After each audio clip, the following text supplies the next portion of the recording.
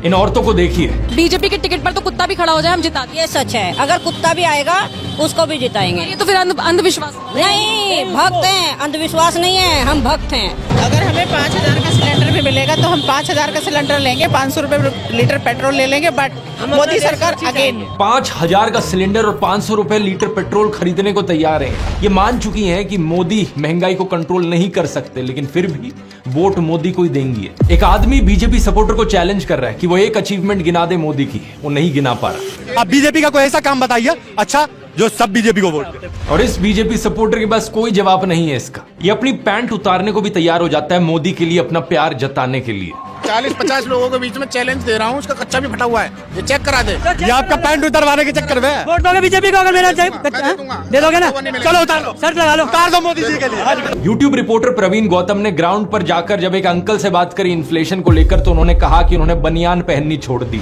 महंगाई मेरे हिसाब से कोई ज्यादा नहीं हुई। अब मैं 10 साल से बनियान नहीं पहन रहा, ये देखो आप। पेट्रोल के दाम को लेकर कहते हैं कि लोगों को मोटरसाइकिल की जगह साइकिलें यूज करनी शुरू कर देनी चाहिए। मतलब आम आदमी बाइक पे ना चले, साइकिल पे चल। तो किसी ने बनियान पहननी बंद कर दी, किसी का अंडरवेयर फट गया। लोग जानते हैं कि लोकतंत्र कितना खतरे में है, लेकिन फिर भी कुछ लोग यहाँ अपना वोट बदलने को राजी नहीं।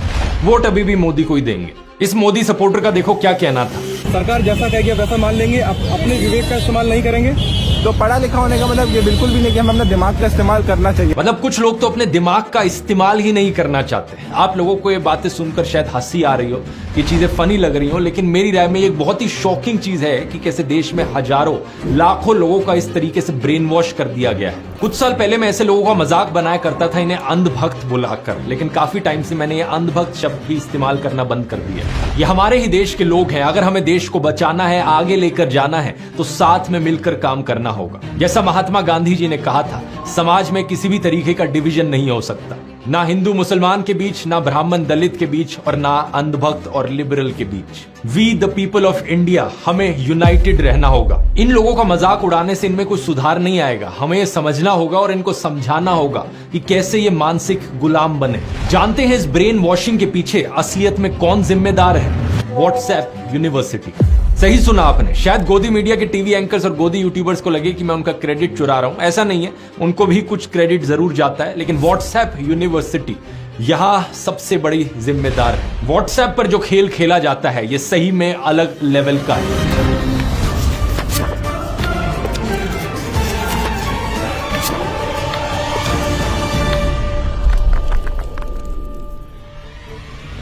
इस वीडियो को देखिए। आपने बयान जरूर कहीं ना कहीं देखा या सुना होगा कि भारत को आजादी 99 साल की लीज पर मिली है।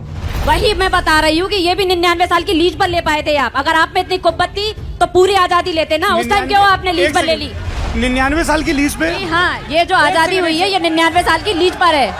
भारत कंप्लीटली आजाद नहीं है। ये बीजेपी युवा मोर्चा की पॉलिटिशियन है। क्या लगता है आपको ये बात इन्हें कहां से पता चली? ऑब्वियसली व्हाट्सएप से।